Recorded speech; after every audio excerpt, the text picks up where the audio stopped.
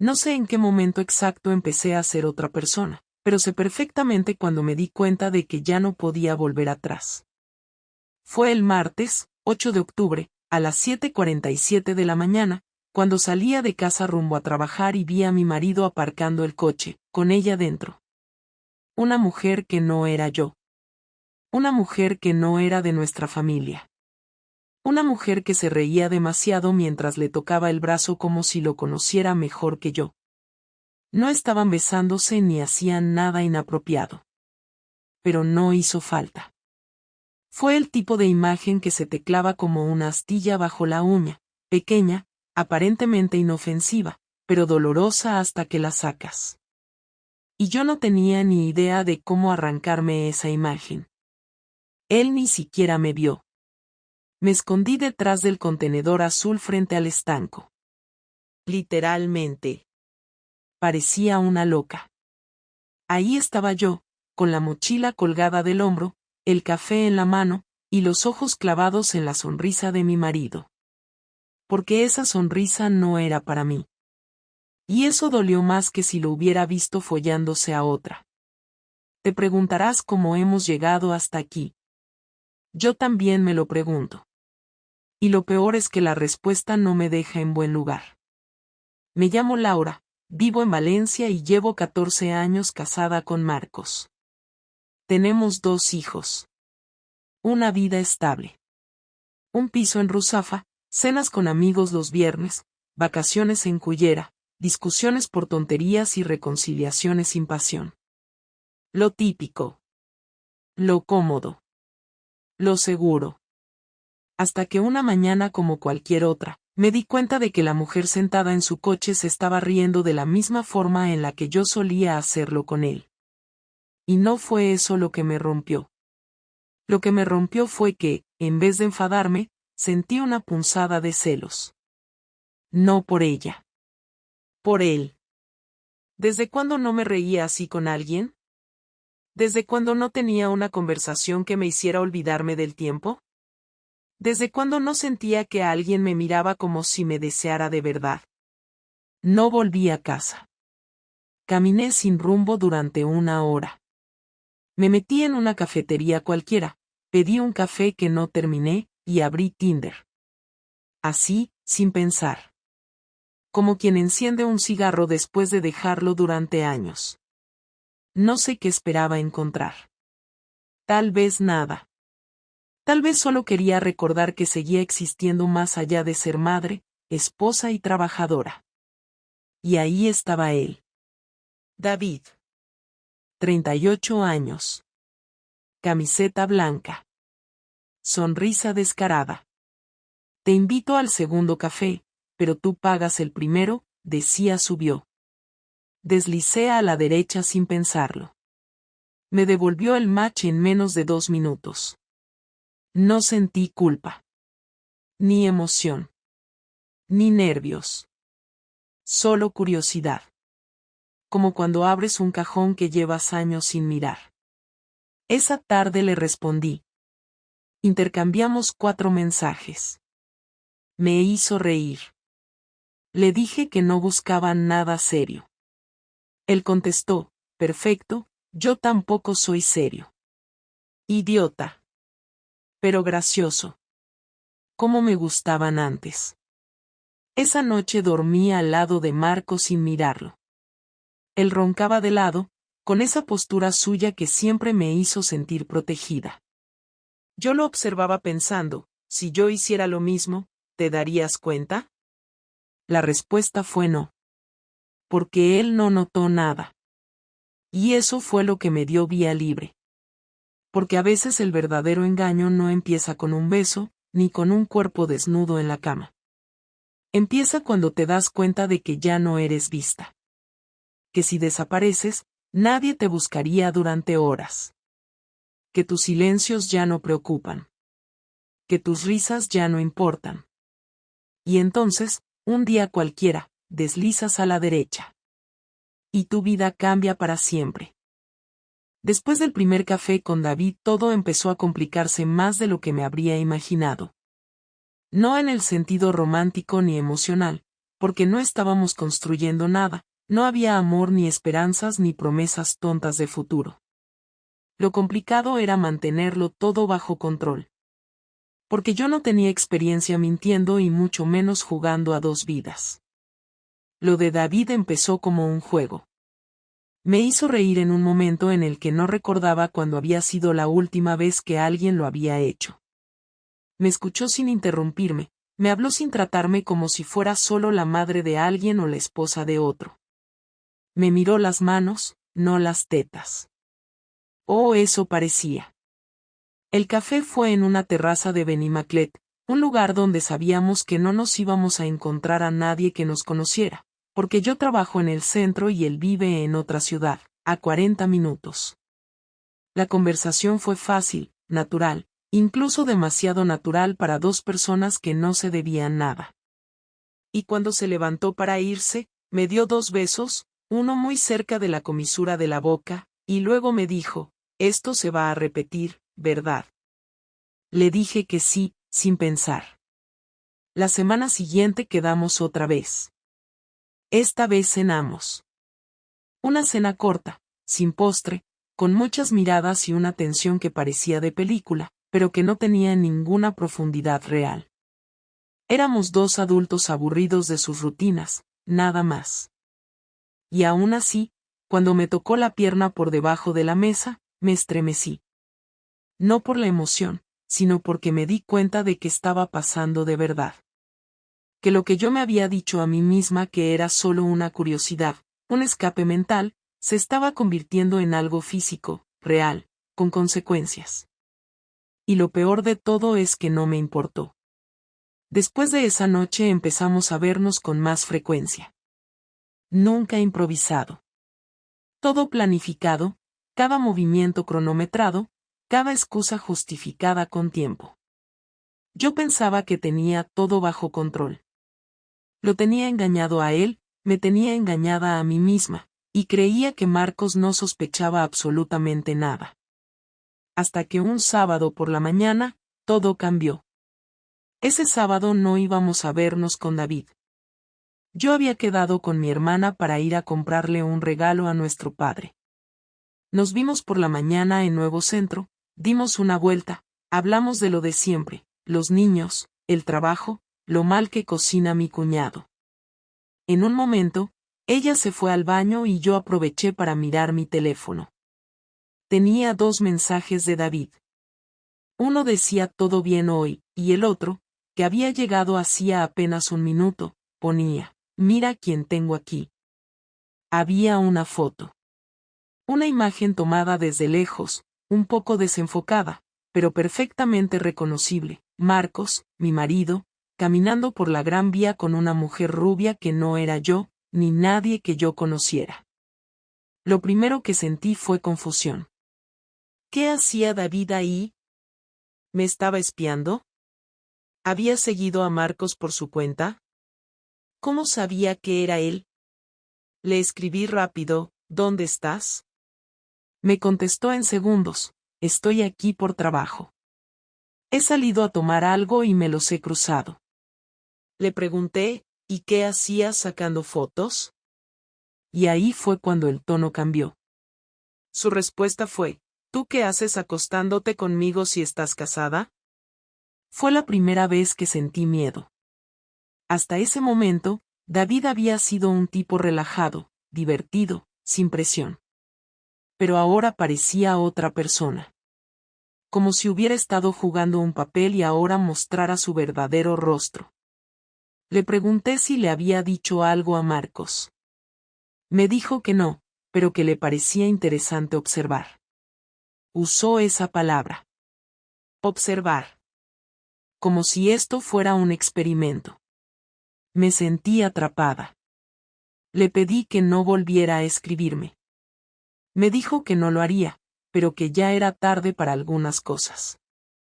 Volví con mi hermana como si nada. No dije nada. Sonreí, hice chistes, elegí una corbata horrorosa para mi padre y volví a casa como si no supiera nada. Marcos ya estaba en casa cuando llegué, en pijama, tirado en el sofá, viendo una serie que nunca me gustó. Le pregunté qué tal el día, y me dijo tranquilo. No mencionó la salida. No mencionó a la mujer. No mencionó a David. Yo tampoco. Durante 3 días no dormí bien. Soñaba con cosas absurdas: estar desnuda en la calle, perder a los niños, caer por un hueco de ascensor. Y durante esos 3 días, David no me escribió. Hasta que me llamó el jueves por la noche. Tarde. A las 11:20. No contesté. Me dejó un mensaje: lo siento por antes. Solo quería asustarte un poco. Me pasé. Si quieres hablar, ya sabes dónde estoy. Lo borré sin escucharlo entero. Pero no podía borrarlo de mi cabeza. Sabía que había perdido el control. Que lo que empezó como un secreto excitante se había convertido en una bomba de relojería que podía explotar en cualquier momento. El viernes por la noche, Marcos se quedó dormido en el sofá. Me acerqué a él para ponerle una manta y, mientras lo hacía, él abrió los ojos y me dijo, sin moverse: ¿tú crees que estoy tonto? Me quedé paralizada. Él me miró con calma, sin levantar la voz. ¿Crees que no me doy cuenta de que llevas semanas comportándote raro, de que te ríes sola mirando el móvil, de que llegas tarde sin motivo? Intenté decir algo, cualquier cosa, pero no me salió ninguna palabra. Él se sentó, se frotó los ojos y suspiró. No tengo pruebas. No he mirado tu teléfono, no he seguido tus pasos, no he preguntado a nadie. No soy de esos. Pero no necesito pruebas. Porque conozco tu forma de hablar. Y ya no me hablas igual. Conozco tu forma de mirarme. Y ya no me miras igual. Y sé perfectamente que cuando alguien empieza a inventar excusas pequeñas, es porque está ocultando cosas grandes. Me senté en el borde del sofá, sin saber si llorar o gritar. Él siguió: no te voy a preguntar nada. No voy a exigirte nada. Solo quiero que sepas que, si un día decides decirme la verdad, no me esperes con una sonrisa. Porque ese día será el día en que todo cambie. Se levantó, se fue a la habitación y cerró la puerta sin hacer ruido. Me quedé ahí, sola, con la manta en las manos. Me temblaban los dedos. Por primera vez en semanas, no sentí emoción, ni deseo, ni culpa. Solo miedo. Un miedo frío, sin explicación. Porque acababa de darme cuenta de que él ya sabía. Tal vez no los detalles, tal vez no el nombre, pero lo suficiente como para no volver a confiar en mí. Y eso era solo el principio. La mañana después de aquella conversación con Marcos fue una de las más silenciosas de nuestra vida. No hubo gritos, ni reproches, ni ninguna escena de película. Solo silencio. Yo me desperté antes que él, me duché sin hacer ruido y me quedé en la cocina preparando café mientras escuchaba sus pasos por el pasillo. Cuando entró, llevaba la misma expresión que la noche anterior, una mezcla de calma y distancia que me resultaba insoportable. Me miró un segundo, se sirvió un café y dijo: voy a llevar a los niños al colegio. Asentí. No me pidió que fuera con él. No me besó. Ni siquiera me miró al salir.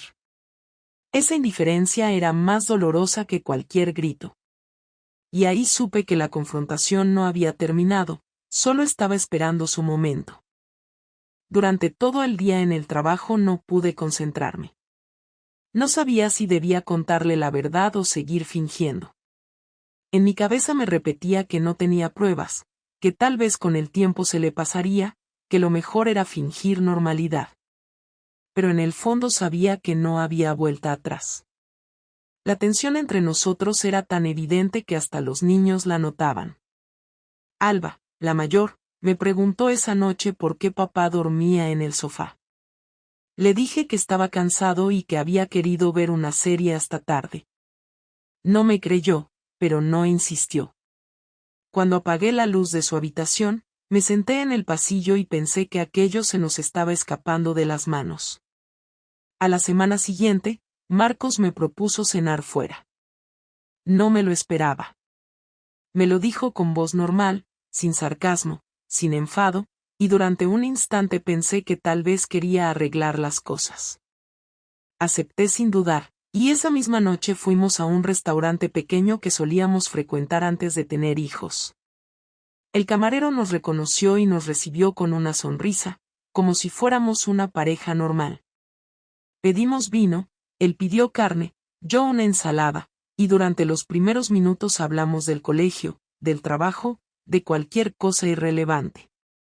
Hasta que dejó el tenedor, me miró fijamente y dijo sin rodeos: necesito saberlo, Laura. Necesito saber si me estás engañando. No hubo pausa. No hubo dramatismo. Solo una frase directa, dicha en voz baja, pero con una firmeza que me desarmó por completo. Intenté responder, pero no me salían las palabras. Él siguió hablando. No quiero que me digas lo que crees que necesito oír. No quiero justificaciones. Quiero la verdad, aunque sea la peor. Su tono era tranquilo, y eso me asustaba más que cualquier grito. Porque cuando alguien deja de gritar, es porque ya se ha rendido. Le dije que no. Lo negué. Sin pensarlo, sin dudar. Lo hice casi por reflejo, como quien intenta tapar un incendio con las manos. Le dije que estaba cansada, que últimamente discutíamos por tonterías, que su distancia me estaba haciendo sentir mal, que no había nadie más. Todo lo que dije tenía un trozo de verdad, pero el conjunto era una mentira completa.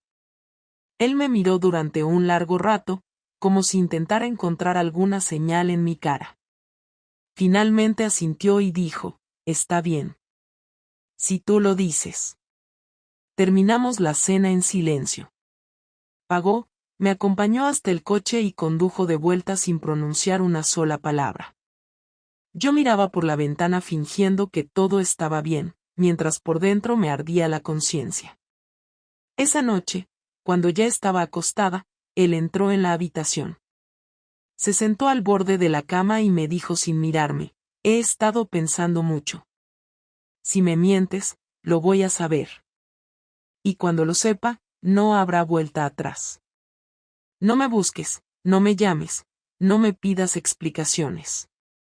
Lo único que te pido ahora es que me digas la verdad antes de que yo la encuentre. Me quedé en silencio. Podía haber confesado todo en ese momento. Pero no lo hice. Le dije simplemente: no tengo nada que esconder. Él sonrió, una sonrisa triste, y se fue a dormir al sofá. Durante los siguientes días la casa se convirtió en un campo minado.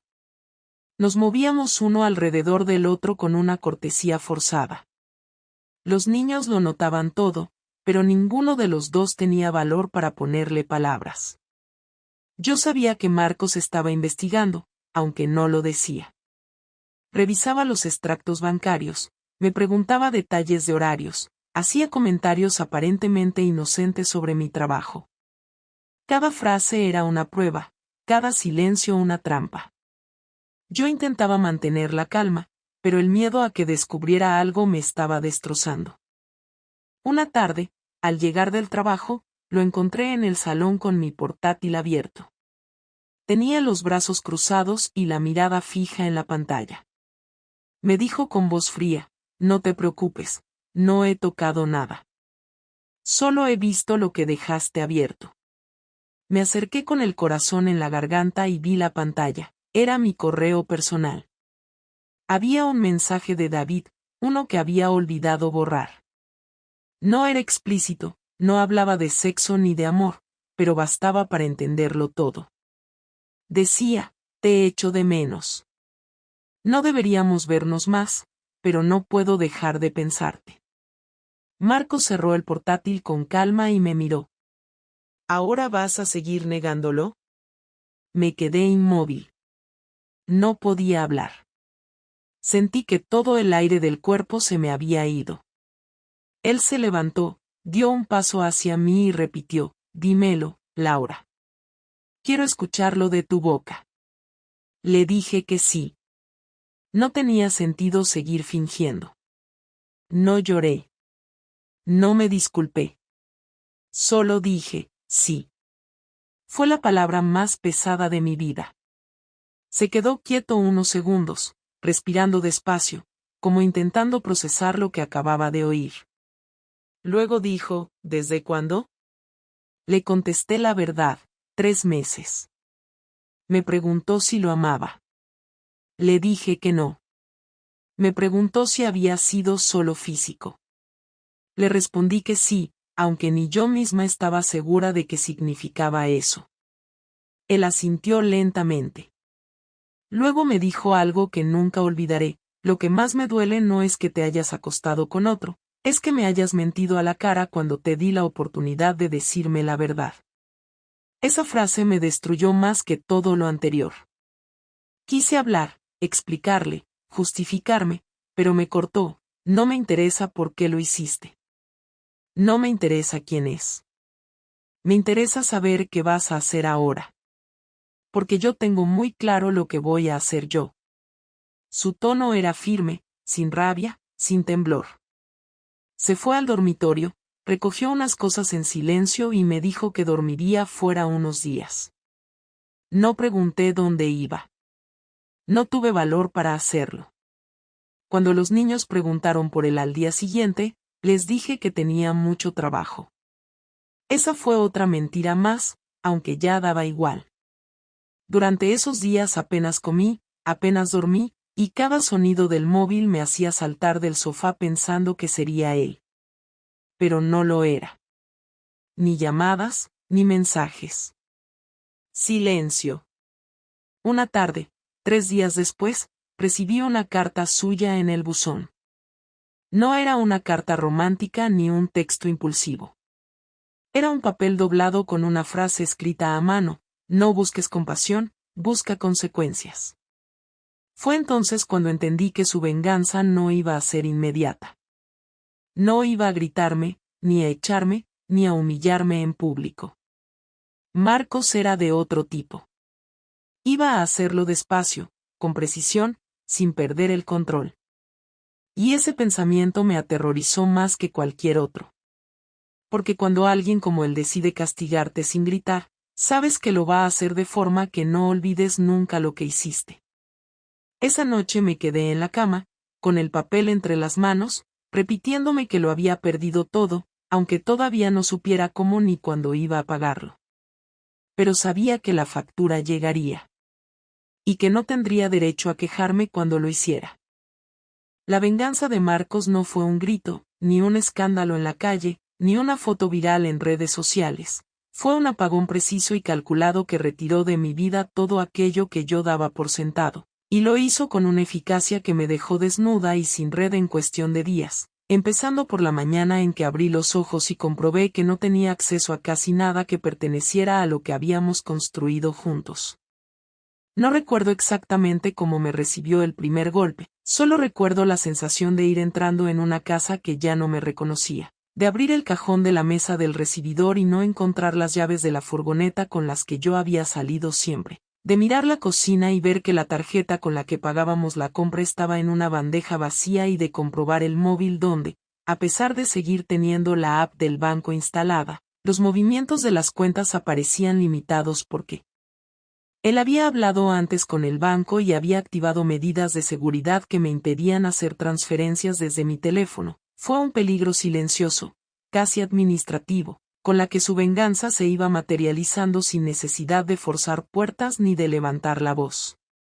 No hubo violencia física, y sin embargo el impacto fue inmediato y profundo porque, cuando quien comparte tu vida decide que tu acceso a la realidad común ya no existe, te sientes expulsada del proyecto que creías compartido y eso duele más que cualquier insulto afilado. En paralelo a aquello, en la oficina donde yo trabajaba comenzaron a suceder cosas que no tuve tiempo de unir mentalmente al plan de Marcos hasta que no fue demasiado tarde, porque la primera notificación de recursos humanos llegó en forma de correo electrónico y yo la abrí pensando en cualquier otra cosa. y en él encontré el frío lenguaje protocolario de un departamento que acaba de recibir una queja formal. El asunto decía que había una investigación interna y que me pedían que no acudiera al despacho hasta nueva orden, y en el mismo momento en que me senté delante del ordenador con la respiración contenida, se empezaron a filtrar mensajes al grupo de trabajo y a la vez el cliente con el que llevaba meses gestionando una cuenta importante me llamó con tono cortante para pedirme explicaciones sobre comentarios inapropiados que, según me dijeron, habían llegado a su mesa. Ese fue el primer corte visible del daño, una llamada del jefe, una solicitud de documentación y la sensación de que alguien, desde fuera, había puesto sobre la mesa pruebas que él había acumulado con paciencia y que ahora se estaban transformando en consecuencias laborales concretas.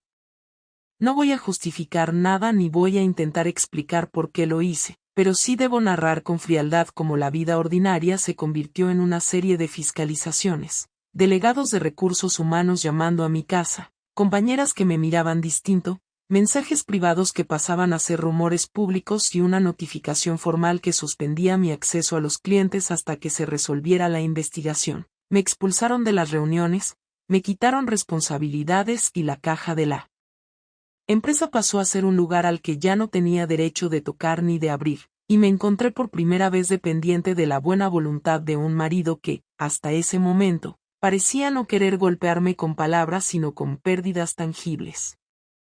Al mismo tiempo que tocaban los resortes empresariales, Marcos tocó otros resortes más personales y más dolorosos. Llamó a mis padres, no para hablar con ellos primero y justificar nada, sino para mandar pruebas, para ponerles en el centro de la decisión y obligarles a mirar lo que yo había decidido ocultar. Recibieron un paquete con papeles y fotografías que detallaban dates y encuentros y que venían acompañados por cartas en las que Marcos pedía una respuesta clara sobre la familia, y la frialdad de esa operación me rompió porque mis padres, que me habían defendido siempre, no tardaron en combinar la protección con la decepción y el silencio, y eso se transformó en un aislamiento que no había previsto y del que me costó recuperarme.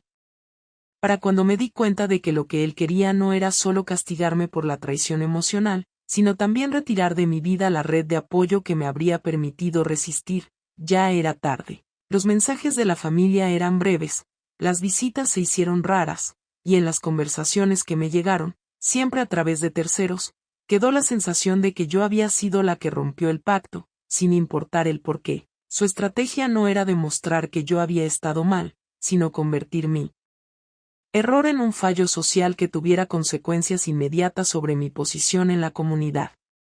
La parte más tangible de su venganza, la que me dejó sin espacio físico donde parpadear, fue la logística. En la madrugada en que él se marchó a dormir al sofá por primera vez, me levanté y encontré una nota en la mesita que no pedía explicaciones pero que sí marcaba hechos, y más tarde comprendí que lo que parecía un gesto fue la antesala de acciones mucho más concretas. Había contratado a un gestor para cambiar la titularidad de algunas pólizas, para inscribir a los niños temporalmente en las actividades que él había programado y para reordenar las domiciliaciones que antes estaban en conjunto, de manera que la casa siguiera funcionando, sí, pero sin mi capacidad de decidir sobre pagos y movimientos relevantes, y cuando intenté discutir el asunto, me encontré con la barrera administrativa, papeles firmados, notificaciones bancarias y la sensación de que me habían borrado de ciertas decisiones sin hacer ruido ni violencia, simplemente ejerciendo la paciencia y el conocimiento de lo que en España se puede y no se puede hacer con cuentas conjuntas y con responsabilidades compartidas. No voy a decir que todo fuera legal o que no pudiera haber recursos, pero la velocidad y la precisión con la que Marcos actuó hicieron que, en la práctica, yo perdiera el control del día a día y quedara convertida en algo que observaba desde la periferia, sin poder detener el proceso mientras él se movía con la calma de quien ya había trazado el mapa. Hay un momento que recuerdo con claridad porque resumen la brutalidad exacta de su venganza, y fue cuando un domingo a mediodía, en el que yo intenté recuperar dignidad organizando una comida con amigos para aparentar normalidad. La madre de un compañero de colegio de Alba me llamó en mitad de la sobremesa y me dijo con voz contenida que en el grupo de madres había circulado algo y que entendía que yo querría hablar antes de que se enteraran por terceros. En ese instante comprendí que no solo Había perdido el control sobre mi economía y mi empleo, sino que también había perdido el control sobre la narración de mi vida, porque quien posee la prueba puede decidir dónde y cuándo se exhibe, y Marcos había gestionado esa exposición de tal manera que la sorpresa social me alcanzara en la mesa, como una vergüenza aguda que todos podían compartir mientras yo me quedaba con el sabor amargo de saber que mi vida privada se había transformado, por su intervención, en un asunto público que ahora dictaba condenas y repercusiones. Esa fue su venganza, no buscar sangre, no forzar el escándalo, no humillar con gritos, sino ejecutar una serie de movimientos administrativos, familiares y profesionales que quitaron de mi alrededor aquello que me permitía sostenerme, y dejarme sola con las consecuencias, sin puteos escénicos ni trampas indignas, solo con una lista precisa de pérdidas que tenía que enfrentar y recomponer si quería volver a ser la persona que había sido antes de equivocarme. Cuando por fin hablé con él, después de semanas de esa sensación de vacío, no hubo gritos ni lágrimas escénicas, sino una conversación con la voz tan firme como la que le había oído antes y que me dejó claro que su intención no había sido destruir sin más, sino producir cambios y costes porque creía que yo debía entender que mi decisión había tenido efectos directos sobre la familia entera. Me dijo, no quiero tu humillación pública, quiero que entiendas que nuestras decisiones tienen consecuencias reales y que, mientras yo protejo a nuestros hijos, no voy a permitir que esto se quede en una excusa. Yo le escuché y entendí que su venganza había sido efectiva porque me había dejado exactamente donde más me dolía, expuesta, económicamente reducida y socialmente aislada, obligada a mirar cada paso con el cuidado de quien ha perdido mucho y necesita reconstruirlo si puede. No fue violento, no fue espectacular, pero fue tangible, real y devastador en la medida en que cada cierre administrativo, cada mensaje a su familia y cada llamada a quien me pagaba el sueldo fueron golpes concretos que cambiaron mi vida en pocas jornadas y me mostraron, sin adornos ni metáforas, que la reparación no iba a ser gratuita ni simple.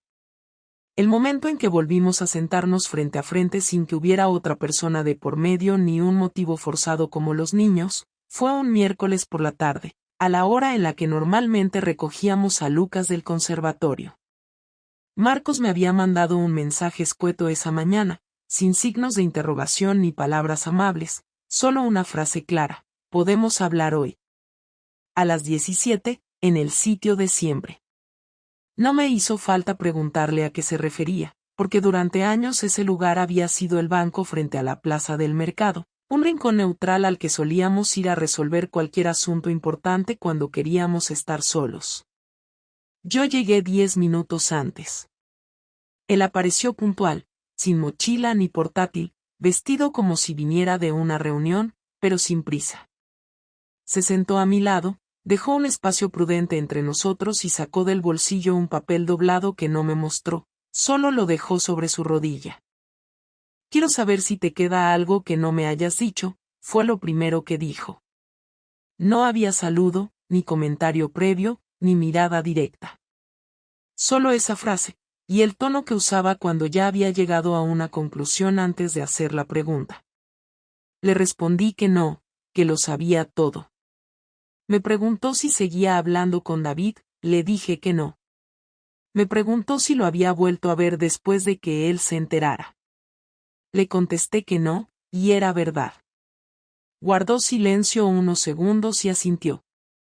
No dijo si me creía o no. No hacía falta. Lo que vino después fue lo que yo había temido desde que todo explotó, no la ruptura, sino la definición de lo que iba a quedar en pie, porque ya era evidente que lo que teníamos antes había desaparecido. Marcos me dijo que no quería el divorcio, al menos no todavía. Lo dijo con naturalidad, como quien habla de una reforma en casa o de un cambio de planes en verano. Dijo que no era por mí, que no era porque me perdonara ni porque creyera que lo nuestro tenía salvación, sino porque no estaba dispuesto a perder a los niños por una decisión precipitada. Me aclaró que si nos separábamos, tendría que mudarse a otro lugar, partir el tiempo con ellos, y eso era lo único que no iba a tolerar, al menos de momento. Me pidió que no interpretara eso como una segunda oportunidad. No era eso. Era una tregua doméstica, una convivencia pactada en la que seguiríamos compartiendo la casa y la responsabilidad familiar como si nada, pero sin fingir. Me preguntó si yo estaba dispuesta a asumir eso, si podía convivir con la incomodidad, el silencio, la pérdida de afecto. Le dije que sí, que aceptaba. Luego, me preguntó si había considerado irme. No lo dijo con dureza, sino como una posibilidad más. Le respondí que lo había pensado, que hubo noches en que hubiera preferido desaparecer unos días, pero que me había quedado porque entendía que irme en ese momento habría sido rendirme sin asumir nada. Asintió otra vez, guardó el papel en el bolsillo sin leerlo ni mostrarlo y me dijo que iba a empezar terapia individual la semana siguiente, que no necesitaba saber si yo iba a hacer lo mismo, pero que él tenía claro que no iba a dejar que esto se le enquistara. Me sorprendió, pero no lo dije. Me limité a escucharlo mientras seguía hablando, esta vez con menos frialdad. Me explicó que su intención no era vigilarme, que no iba a seguir rastreando mi correo ni mis cuentas, que había terminado con eso.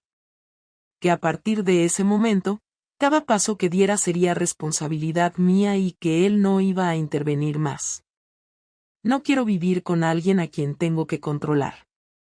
No me interesa vivir como si esto fuera un juicio diario, dijo. Pero tampoco voy a hacer de esto una historia de redención.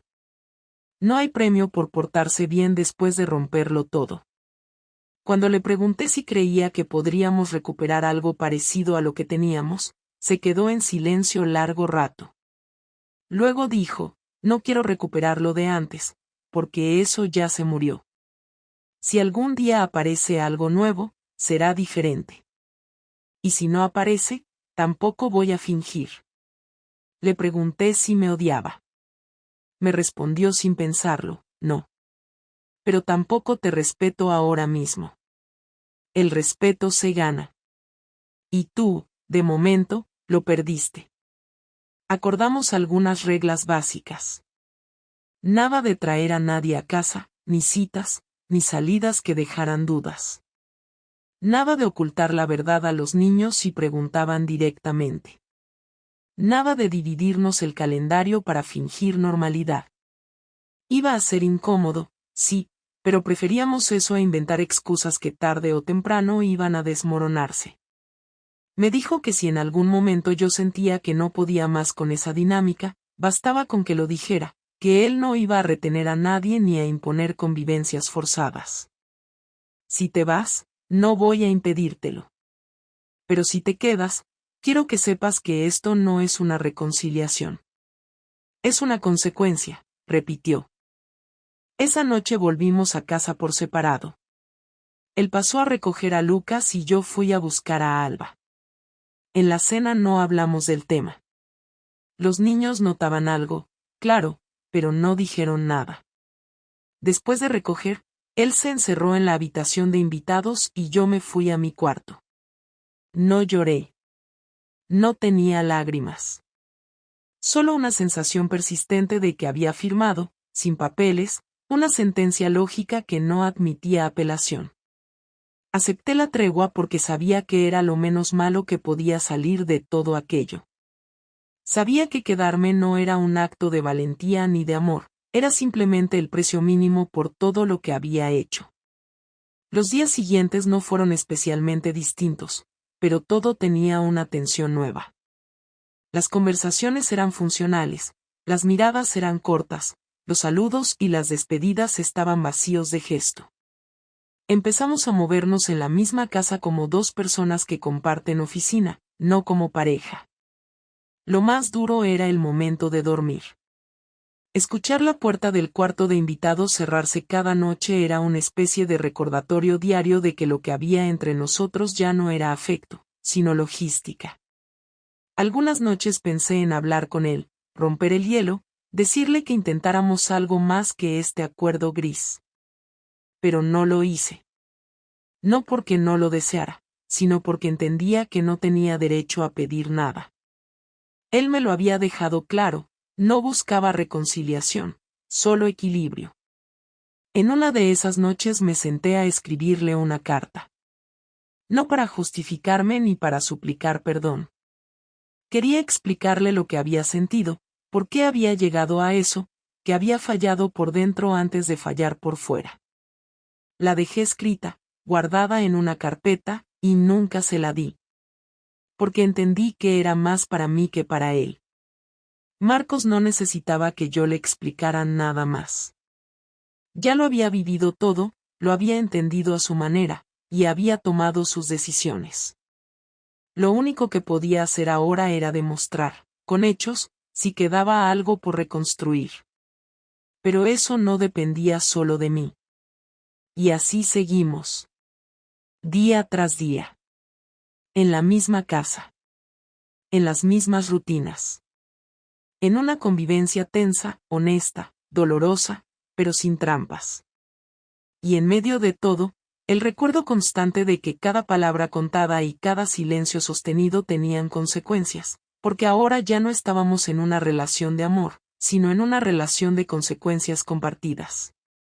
Ninguno de los dos lo decía en voz alta, pero ambos sabíamos que ese era el acuerdo no escrito que marcaba cada gesto. Y si algún día algo cambiaba, tendría que nacer desde ahí. Desde esa verdad fría, cruda y directa. La única que ya podíamos sostener. Durante las semanas siguientes todo avanzó con una normalidad extraña, como si estuviéramos cumpliendo con una rutina establecida sin preguntarnos si tenía sentido seguir ahí o no, y aunque al principio pensaba que tarde o temprano uno de los dos terminaría por rendirse, lo cierto es que pasaron los días, luego los meses, y ninguno dio el paso de romper el acuerdo. No hubo acercamientos emocionales, pero tampoco discusiones, y eso hizo que la tensión se volviera más soportable, como si ambos hubiéramos aprendido a vivir en una especie de acuerdo silencioso en el que ya no se buscaba afecto sino estabilidad, no cariño sino respeto mínimo, ese que se había roto antes y que ahora se trataba de mantener en pie al menos para que los niños no sufrieran más de lo que ya intuían. Me había acostumbrado a ver a Marcos como una figura ausente dentro de la casa, presente solo en lo necesario, distante incluso cuando hablábamos de cosas prácticas, pero constante en todo lo que tenía que ver con los niños, el colegio, las cuentas, los problemas del día a día. Era como convivir con un compañero de piso con el que compartes una historia que ya no existe, pero que por alguna razón se niega a desaparecer del todo. En ese tiempo no volví a ver a David ni a hablar con él. Su número seguía bloqueado y nunca me atreví a desbloquearlo, no por miedo a caer de nuevo, sino porque entendí que si volvía a abrir esa puerta aunque fuera para decirle que lo odiaba, estaría dándole un lugar que ya no le correspondía. No supe nada de él, ni si seguía en la ciudad, ni si se había enterado de todo lo que vino después, y con el paso del tiempo dejé de pensar en eso. Lo único que me preocupaba era cómo sobrevivir a una rutina que me recordaba todos los días que yo había destruido algo que antes me daba estabilidad. Al principio me costó aceptar que había perdido muchas cosas por mi culpa, pero fue todavía más duro aceptar que, incluso cuando lo reconocía, eso no me iba a devolver nada. Mi relación con los niños también cambió. No de forma directa, pero sí noté que algo en ellos se había vuelto más reservado. Alba empezó a pasar más tiempo en casa de una amiga y Lucas se metía en su habitación con los cascos puestos y no salía hasta que lo llamábamos a cenar. Nadie me dijo nada, nadie me juzgó abiertamente, pero yo sabía que algo sabían, que aunque Marcos y yo no habláramos del tema delante de ellos, los niños siempre intuyen las cosas que los adultos creen que pueden ocultar. En uno de esos días, mientras lavábamos los platos, Alba me dijo: «Papá está muy raro últimamente, ¿vosotros estáis bien?». No supe qué contestarle, así que le dije que estábamos pasando por un momento difícil, pero que lo íbamos a gestionar. Me miró con esa cara que ponen los adolescentes cuando no creen lo que oyen pero no quieren discutir y cambió de tema. Fue ahí cuando entendí que había empezado a perder también ese lugar cómodo como madre que antes sentía tan seguro. En medio de todo eso, tomé una decisión que nunca había tomado en toda mi vida adulta: empecé terapia. No lo hice para recuperarlo a él ni para que todo volviera a ser como antes, porque ya sabía que eso era imposible. Lo hice porque me di cuenta de que llevaba años funcionando sin entender por qué hacía lo que hacía, repitiendo patrones, evitando conflictos, escondiendo mi insatisfacción detrás de tareas y rutinas. La psicóloga no me juzgó, no me ofreció soluciones mágicas, pero me ayudó a poner palabras a cosas que antes solo sentía como una presión en el pecho o como un cansancio inexplicable. Entendí que llevaba mucho tiempo dejando de decir lo que necesitaba por miedo a ser egoísta, que muchas veces había priorizado la imagen de estabilidad antes que mi propio bienestar, y que cuando rompí con eso, lo hice de la peor manera, sin diálogo, sin madurez, sin pensar en las consecuencias. La convivencia con Marcos siguió durante casi un año en ese tono. A veces intercambiábamos gestos cordiales, otras veces ni siquiera eso. Pasamos las Navidades juntos pero separados dentro de la misma casa, cenando en la misma mesa, abriendo regalos con los niños, pero sin cruzar una mirada que significara algo más que cumplimiento.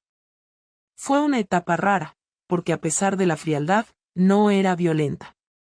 Era simplemente lo que habíamos acordado.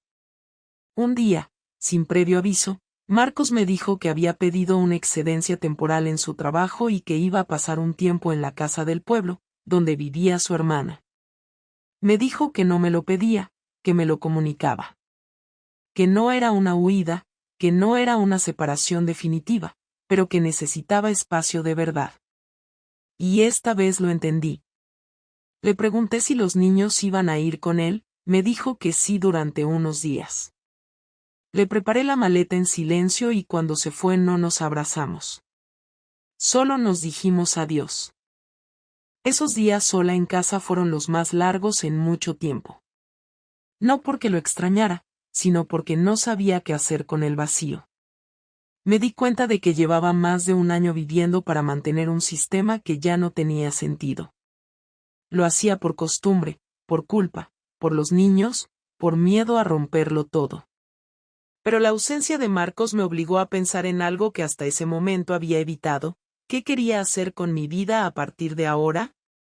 Porque una cosa era sobrevivir dentro de esa rutina compartida y otra muy distinta era pensar en cómo rehacer una vida que ya no tenía las mismas coordenadas. Cuando volvió, nos sentamos otra vez. Esta vez no fue en la plaza ni en un banco. Fue en casa, con los niños durmiendo. Él me preguntó si yo quería seguir. Le dije que no lo sabía. Me preguntó si aún sentía algo por él. Le dije que no lo sabía. Me preguntó si pensaba que algún día íbamos a volver a tener lo que teníamos. Le dije que no. Que lo que habíamos tenido ya no existía. Pero también le dije que no me arrepentía de haber vivido con él, que no todo había sido un error, y que si bien había cometido una traición, también había sido parte de algo real durante mucho tiempo. Él asintió. Me dijo que ya había tomado su decisión, quería el divorcio. Sin drama, sin peleas, sin guerra por la custodia. Solo quería cerrar esa etapa y empezar otra desde cero. No me lo esperaba, pero tampoco me pareció injusto. Lo entendí. Firmamos los papeles en marzo. Lo hicimos con respeto. Dividimos todo sin peleas. Decidimos compartir la custodia, mantenernos en contacto solo por lo necesario y no usar a los niños como excusa para seguir atados. Cuando salimos del juzgado, caminamos un rato por la calle sin hablarnos. Al llegar al cruce, él me dijo, no te deseo mal. Solo espero que no vuelvas a hacerte esto a ti misma. Le dije que gracias. Fue lo último que hablamos fuera del contexto de los niños. Ahora vivo sola en un piso más pequeño. Trabajo desde casa, no tengo pareja, y aunque a veces echo de menos la sensación de familia, también reconozco que por primera vez en mucho tiempo siento que lo que tengo, aunque poco, es mío. Me equivoqué. No hay forma de disfrazarlo ni de justificarlo. Engañé, mentí, destruí una parte importante de mi vida. Pero también aprendí. Aprendí que uno no se convierte en villana de un día para otro. Que las decisiones que parecen impulsivas muchas veces son el resultado de años de silencio, de miedo, de abandono emocional.